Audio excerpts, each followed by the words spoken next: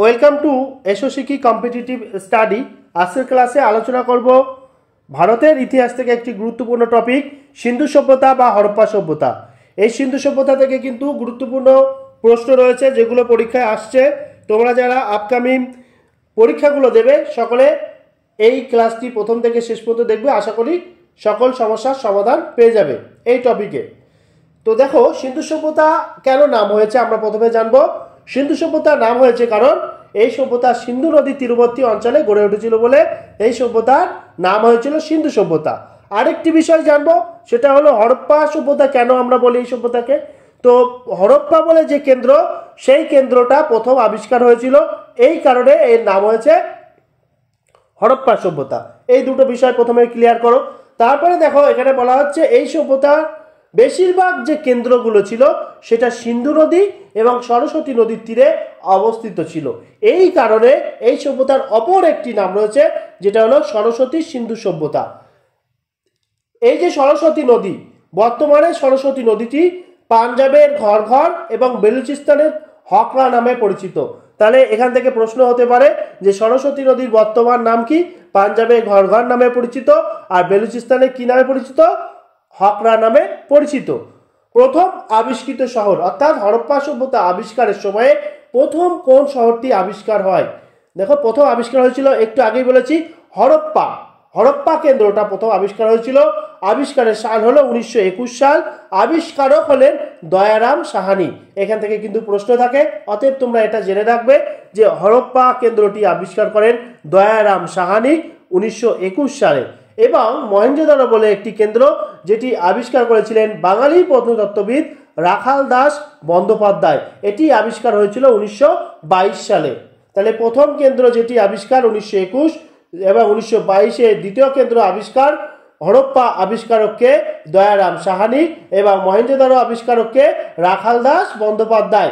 এটা মনে রাখবে, মহেঞ্জোদারো শব্দটা বড়, এর সঙ্গে রাখাল দাস বন্দ্যোপাধ্যায় মনে রাখবে, আর দয়ারাম সাহানির ছোট একটা শব্দটা, আর হরপ্পা হলো ছোট। এইভাবে মনে রাখার চেষ্টা করবে, তাহলে মনে থাকবে, মানে গুলিয়ে যাবে না হরপ্পা মহেঞ্জোদারোর মধ্যে।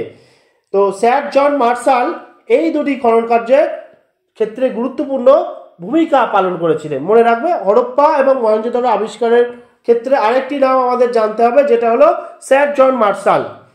এইবারে একটু পিছনে চলে যাব, মেহেরগড় সভ্যতা সম্পর্কে আমরা জানবো। ভারতের প্রথম যে সভ্যতা ছিল সেটা হলো মেহেরগড় সভ্যতা। এই মেহেরগড় সভ্যতা ছিল একটি গ্রাম কেন্দ্রিক সভ্যতা, কিন্তু আমরা জানি পরবর্তী আজকের আলোচ্য বিষয় যেটা সিন্ধু সভ্যতা হলো একটি শহর কেন্দ্রিক সভ্যতা। মেহেরগড় কি বললাম? একটি গ্রাম কেন্দ্রিক সভ্যতা। এই সভ্যতা আবিষ্কার করেছিল কে? ফরাসি প্রত্নতত্ত্ববিদ জ্যা ফ্যাসোয়া জারিচ এবং রিচার্ড মিডো, এই দুজন মিলে এই সভ্যতা আবিষ্কার করেছিলেন। কত সালে আবিষ্কৃত হয়েছিল এই সভ্যতা? 1974 সালে এই সভ্যতা আবিষ্কার হয়েছিল। এখানে দেওয়া আছে 1973 থেকে 1980-র মধ্যে এই পুরো আবিষ্কারটা হয়েছিল মেহেরগড় সভ্যতার। সিন্ধু সভ্যতা ছিল ব্রোঞ্জ যুগের সভ্যতা। আচ্ছা, ব্রোঞ্জ কি দিয়ে তৈরি আমরা একটু জেনে নেব। ব্রোঞ্জ তামা এবং টিন দিয়ে তৈরি হতো। প্রথমে সিন্ধু সভ্যতা ছিল তাম্রপ্রস্তর যুগের সভ্যতা, কিন্তু তার যে ম্যাচিউর পিরিয়ড, সেই ম্যাচিউর পিরিয়ডে এসে তামার সঙ্গে টিন মিশিয়ে এই যুগের মানুষরা ব্রোঞ্জ তৈরি করেছিল। তাই আমরা এই যুগকে বলি ব্রোঞ্জের যুগের সভ্যতা বলি। বোঝা গেল? রেডিও কার্বন পদ্ধতিতে নির্ণয় কাল সময়, অর্থাৎ সিন্ধু সভ্যতার যে কাল নির্ণয় করা হয়েছে, কোনো প্রাচীন বস্তুর কাল নির্ণয়ের জন্য এই পদ্ধতি ব্যবহার করা হয়। পদ্ধতির নামটা মনে রাখবে, ডব্লিউবিসিএস প্রিলি পরীক্ষায় কিন্তু প্রশ্নটা এসেছিল, রেডিও কার্বন ডেটিং পদ্ধতি। এবং এছাড়াও আর একটা পদ্ধতি রয়েছে যেটা এখানে দেওয়া নেই, ডেন্ড্রোক্রোলজি পদ্ধতি। এই দুটি পদ্ধতির মাধ্যমে কোনো প্রাচীন বস্তুর কাল নির্ণয়, বয়স নির্ণয় করা যায়। তো এই পদ্ধতিতে সিন্ধু সভ্যতার যে প্রাপ্ত নিদর্শনগুলি পাওয়া গেছে খনন কার্যের ফলে, তার ফলে যে সময়কালটা এসেছে সেটা হলো 2500 থেকে 1750 খ্রিস্টপূর্বাব্দ। নেক্সট দেখো, এই যুগে কোন কোন ধাতুর ব্যবহার ছিল? দেখো, তামা, রূপা, সোনা ও ব্রোঞ্জের ব্যবহার ছিল। লোহার ব্যবহার এই যুগের মানুষেরা জানতেন না। তাহলে এখান থেকে মনে রাখবে যে হরপ্পার অধিবাসীরা কোন ধাতুর ব্যবহার তারা জানতো না, লোহার ব্যবহার তারা জানতো না, এবং এই যে তামা রূপা সোনা ব্রোঞ্জের ব্যবহার তারা জানতো। সিন্ধু সভ্যতার দুর্গগুলি, যেটা আমরা ইংরেজিতে বলবো সিটাডেল, শহরের পশ্চিম দিকে নির্মিত হতো এবং সাধারণ মানুষের শহরের পূর্ব দিকে বসবাস করতো। দেখো এখানে আমরা যদি শহরটাকে দুটো ভাগে ভাগ করে, একটি পূর্ব দিক একটা পশ্চিম দিক, সাধারণত পশ্চিম দিকটি ছিল উঁচু এলাকা বা দুর্গ এলাকা। এখানে সাধারণত শাসক শ্রেণী এবং ধনী শ্রেণীর মানুষ বসবাস করত। আর অপেক্ষাকৃত সাধারণ মানুষ সভ্যতার যে সাধারণ মানুষগুলো ছিল সমাজে, তারা বাস করত এই পূর্ব দিকে নিচু এলাকাতে। বোঝা গেল? আচ্ছা, এখানে যে প্রধান দেবতা, সিন্ধু সভ্যতার সময়ে প্রধান যে দেবতা ছিল তার নামটা হলো পশুপতি মহাদেব। অনেকে বলছেন, অনেক ঐতিহাসিক বলছেন এটাকে আদি শিবের রূপ বলছেন পশুপতি মহাদেবকে, বা প্রোটো শিব বলা হয়। পশুপতি শিবকে বলা হয় কি? প্রোটো শিব বলা হয়।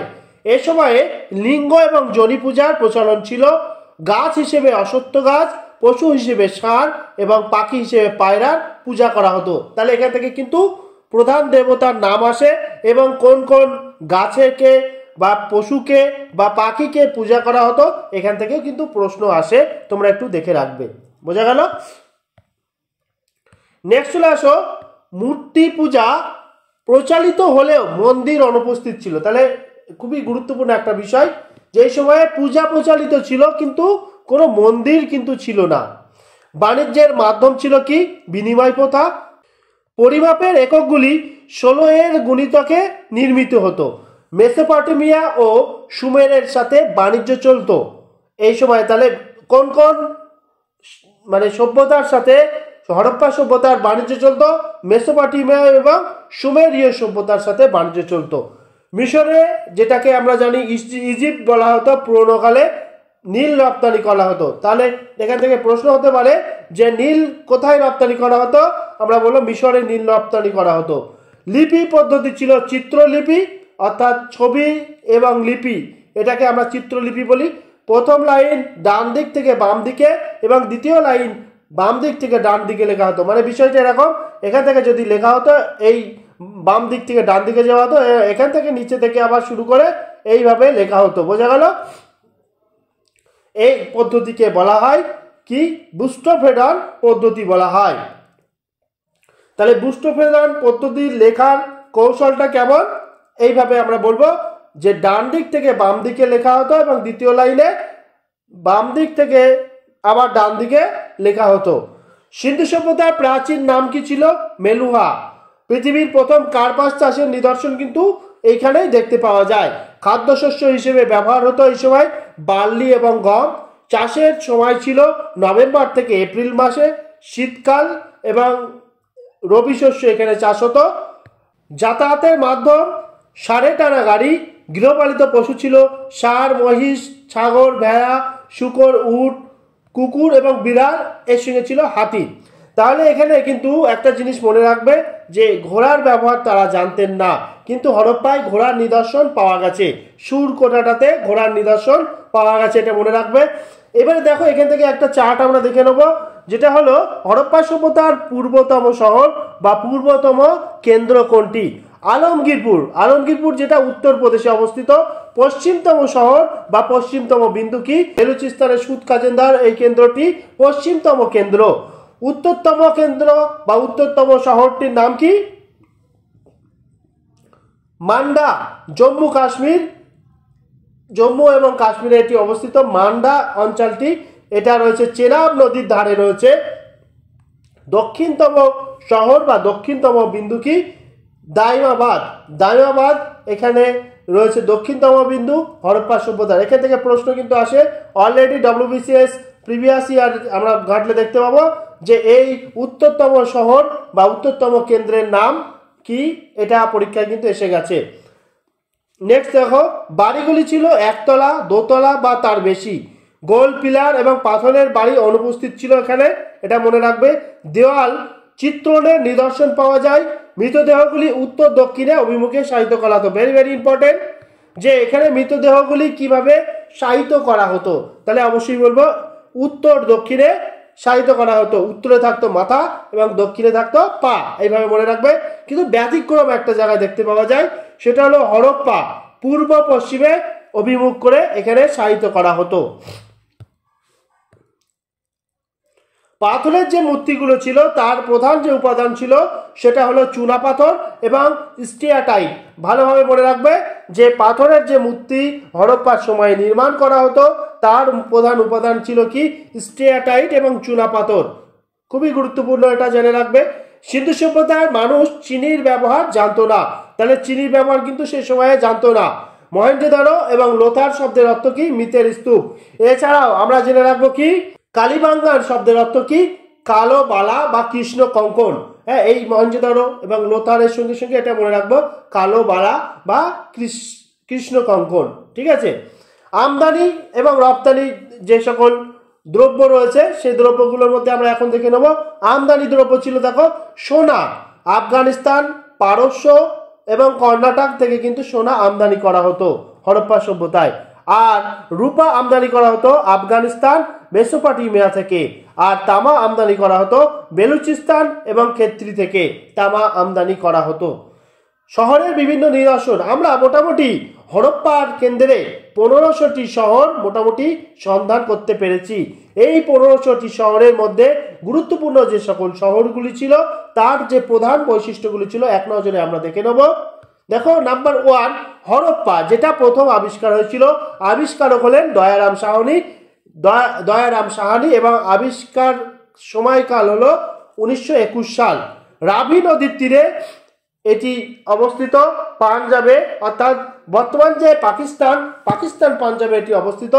এখানে যে নিদর্শনগুলি পাওয়া গেছে তার মধ্যে উল্লেখযোগ্য হলো 12টি শস্যাগার, কফিন এবং ভ্যানিটি ব্যাগ, পাথরের স্ত্রীজনী। এটা হলো হরপ্পার মূল বৈশিষ্ট্য। এই নিদর্শনগুলো এখানে দেখতে পাওয়া গেছে। মহেঞ্জোদারোতে কি হয়েছে? এই মহেঞ্জোদারো অবস্থান প্রথম আমরা জেনে নেব। মহেঞ্জোদারো অবস্থান হলো লারকানা জেলাতে। এখানে দেখতে পাওয়া গেছে স্নানাগার, দ্য গ্রেট বাথ, 6টি শস্যাগার এবং নিত্যরত নারী মূর্তি, সর্বোৎকৃষ্ট নিকাশি ব্যবস্থা। তাহলে সবচেয়ে উৎকৃষ্ট নিকাশি ব্যবস্থা এখানে কিন্তু দেখতে পাওয়া গেছে কোথায়? মহেঞ্জোদারোতে। এছাড়া আমরা যে বিষয়টি সবচেয়ে ভালোভাবে মনে রাখবো সেটা হলো শস্যাগার, বৃহৎ শস্যাগার দেখতে পাওয়া যায় কোথায়? এই প্রশ্নটা আসে, সেটা হলো হরপ্পা। হরপ্পার সঙ্গে শস্যাগারের নামটা মনে রাখবে এবং স্নানাগারের সাথে মহেঞ্জোদারোর নামটা মনে রাখবে। বোঝা গেল? এবং এখানে যে নারী মূর্তি, নিত্যরত নারী মূর্তির কথা বলা হয়েছে, এটা খুবই ইম্পর্টেন্ট, পরীক্ষায় আসতে দেখতে পাওয়া যায়। নেক্সট দেখো, মেহেরগড় বেলান বা বোলান নদীর তীরবর্তী অঞ্চলে এই কেন্দ্রটি রয়েছে, যেটি অবস্থিত বেলুচিস্তানে। সিন্ধু সভ্যতার প্রাচীনতম একটি নিদর্শন, অর্থাৎ একেবারে প্রারম্ভিক বা শুরুর পর্যায়ে এই কেন্দ্রটি আমরা দেখতে পাবো। বানোয়ালি এটা রঙ্গই নদীর তীরে রয়েছে, হরিয়ানাতে এই কেন্দ্রটি অবস্থিত। এখানে যে এভিডেন্স পাওয়া গেছে সেটা হলো তামার ছিপ, বার্লি এবং খেলনা নাঙল দেখতে পাওয়া গেছে। ধোলাভিলা, কচ্ছ এবং গুজরাট। কচ্ছটি কোথায় অবস্থিত? গুজরাটে অবস্থিত। তাহলে ধোলাভিলা পাওয়া গেছে গুজরাট কচ্ছ এলাকাতে। ভারতের বৃহত্তম স্টেডিয়ামের নিদর্শন কিন্তু এখানে দেখতে পাওয়া যায়। এছাড়া রয়েছে সাইনবোর্ড কিন্তু দেখতে পাওয়া যায়। রোপার হলো শত্রুজ নদীর তীরে অবস্থিত। স্বাধীনতার পরে প্রথম আবিষ্কৃত শহর, 1953 সালে এই শহরটি আবিষ্কার হয়েছিল। এখানে একটি বৈশিষ্ট্য রয়েছে, পোষ্য কুকুরকে প্রভুর সাথে সমাধি এখানে করা হতো। কালীবাঙ্গান অবস্থান করছে ঘরঘরা নদীর তীরে, যেটি রয়েছে রাজস্থানে। তো কালীবাঙ্গান শব্দের অর্থ কি? কালো বালা বা কৃষ্ণ কঙ্কন। এখানে যে এভিডেন্সগুলো পাওয়া গেছে সেটা হলো কাঠের লাঙল, উটের হাড় এবং চাষের জমি, শল্য চিকিৎসার নিদর্শন এবং যজ্ঞদেবী, এগুলো এভিডেন্স পাওয়া গেছে কালীবাঙ্গানে। নেক্সট চলে আসো আলমগীরপুর কোথায়? গঙ্গা নদীর তীরে রয়েছে। এটি অবস্থিত মিরাটে। হরপ্পা সংস্কৃতির শেষ পর্যায়। তাহলে যদি বলা হয় হরপ্পা সংস্কৃতির শেষ পর্যায়ের উদাহরণ কি, তাহলে আলমগীরপুর বলবো। লোথাল, সবরমতী নদীর তীরে অবস্থিত লোথাল, এটি একটি বন্দর। ভগবান নদীর সাথে খাল দ্বারা যুক্ত হয়েছে। ধান চাষের নিদর্শন এখানে দেখতে পাওয়া যায়। এছাড়া মনে রাখবে রংপুরে কিন্তু ধান চাষের নিদর্শন দেখতে পাওয়া যায়। এখানে দাবা, কম্পাস এবং একমাত্র শহর যেখানে বাড়ির দরজা মূল রাস্তার সাথে যুক্ত ছিল, এই এভিডেন্সগুলো এখানে দেখতে পাওয়া যায়। এছাড়াও শল্য চিকিৎসার নিদর্শন, পুঁথি তৈরির কারখানা এবং যজ্ঞদেবীর নিদর্শন এখানে দেখতে পাওয়া যায়। তাহলে লোথালে কিন্তু আমরা একাধিক এভিডেন্স দেখতে পাচ্ছি। সত্যুগাই অবস্থান কোথায়? আফগানিস্তানে, এটি বন্দর একটি। চানহুদারো, সিন্ধুর বাম তীরে অবস্থিত চানহুদারো পুঁথির তৈরি কারখানা নিদর্শন দেখতে পাওয়া যায়। এবং চানহুদারো একমাত্র একটি জায়গা বা একটি শহর যেখানে কোনো সিটাডেল ছিল না। রংপুর অবস্থান করছে গুজরাটে, ধান চাষের নিদর্শন দেখতে পাওয়া যায়। তাহলে ধান চাষের নিদর্শন রংপুর পেলাম এবং লোথালও পেলাম। মনে রাখবে একসঙ্গে আমরি, গন্ডারের দেহাবশেষ এবং সিন্ধু সভ্যতার মধ্যবর্তী পর্যায় হলো আমরি। এইটা ভালোভাবে মনে রাখবে। Quote these, very very important. অগ্নিকাণ্ডের দ্বারা ধ্বংসপ্রাপ্ত একমাত্র সিন্ধুর একটি শহর যেটা হলো কোট দিজি। এই কোট দিজি হলো আগুনের দ্বারা ধ্বংসপ্রাপ্ত হয়েছিল। বুর্জহোম হলো পোষ্য কুকুরকে পশুর সাথে সমাধির নিদর্শন এখানে দেখতে পাওয়া যায়। তাহলে এটাও আমাদের জেনে রাখতে হবে। বোলান বা বেলান ভ্যালি প্রাচীন, মধ্য এবং নব্যপ্রস্তর যুগের নিদর্শন। এই তিনটি অর্থাৎ প্রাচীন, মধ্য এবং নব্যপ্রস্তর যুগ, এই তিনটি প্রস্তর যুগের নিদর্শন একসঙ্গে দেখতে পাওয়া যায় বেলান ভ্যালিতে। ভালোভাবে মনে রাখবে। সুরকোনাডাতে ঘোড়ার দেহবংশ দেখতে পাওয়া যায় এবং বেলুচিস্তান বাদ দিয়ে সুরক্ষিত নালা। সিন্ধু সভ্যতা, বস্ত্রের ব্যবহার, সিলের উপর কাপড়ের ছাপ, এটি লোথালে দেখতে পাওয়া যায়। পশু খাদ্যের পাত্রে কাপড়ের ছাপ, এটি আলমগীরপুরে দেখতে পাওয়া যায় এবং কাপড়ের ছেঁড়া টুকরো মহেঞ্জোদারোতে দেখতে পাওয়া যায়। এবারে নেক্সট দেখা আছে সিন্ধু সভ্যতার দুর্গগুলি প্রাচীর দ্বারা বেষ্টিত হতো, নির্ম শহর এখানে অরক্ষিত থাকতো। ব্যতিক্রম যেটা ছিল সেটা হলো দুর্গ এবং নির্ম শহর একই প্রাচীর দ্বারা বেষ্টিত, এটা হলো লোথালে। আর দুর্গ এবং নির্ম শহর পৃথক প্রাচীর দ্বারা বেষ্টিত, এটি কালীবাঙ্গানে। এবং প্রাচীর অনুপস্থিত বা সিটাডেল অনুপস্থিত যেটা হলো চানহুদারোতে। এই বিষয়গুলো একটু ভালোভাবে মনে রাখবে। হরপ্পায় যে সকল সমাধি করা হতো, বিভিন্ন প্রকার সমাধি, এই সমাধিগুলো হলো হরপ্পাতে কফিন সমাধি, পূর্ব পশ্চিমে অভিমুখে শায়িত সমাধি, R37 অ্যান্ড এইচ সিমেট্রি, এই প্রকার সমাধিগুলো এখানে দেখতে পাওয়া যায়। মহেঞ্জোদারো তিন প্রকার সমাধি, সম্পূর্ণ, আংশিক এবং পর সমাধি দেখতে পাওয়া যায়। কালীবাঙ্গানে গোলাকৃতি এবং চারকোনা সমাধি দেখতে পাওয়া যায়। সুরকোনাতে পাত্র সমাধি দেখতে পাওয়া যায়। আর লোথালে দ্বি সমাধি দেখতে পাওয়া যায়। তাহলে এই প্রকার সমাধি হরপ্পার প্রচলিত ছিল। ঠিক আছে, তো মোটামুটি হরপ্পা কেন্দ্রিক যে সকল প্রশ্ন থাকতে পারে এখান থেকে তোমরা পেয়ে যাবে। আর এই টপিকের উপরে ডিটেলসে এমসিকিউ পরবর্তী কোনো ক্লাসে দিয়ে দেবো। আজকের ক্লাস এখানে সমাপ্ত করলাম, পরবর্তী ক্লাসে আবার দেখা হবে। Thank you.